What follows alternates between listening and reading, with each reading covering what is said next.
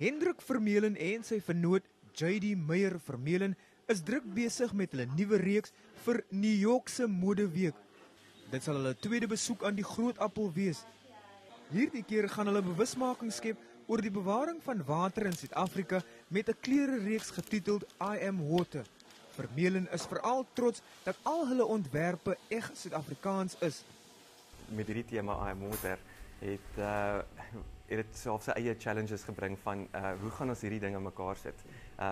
Sonder om te letterlik te wees oor dit, maar om my gevoel deur te bring, daai soort van gevoel van weightlessness in water en jy weet amper asof jy besig is om te vlieg daar en die vloei van die water. Hulle gaan boonop in New York probeer om persepsies oor Down-syndroom te verander deur die 18-jarige Australiër Madeleine Stewart as een van hulle modelle te gebruik.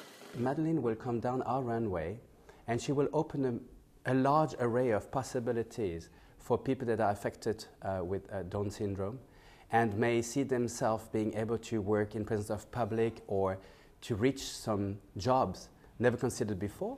Vermeulen en sy span vertrek volgende donderdag na New York en vertoon 3 dae later hulle reeks. Percival Young, Unies, Kaapstad.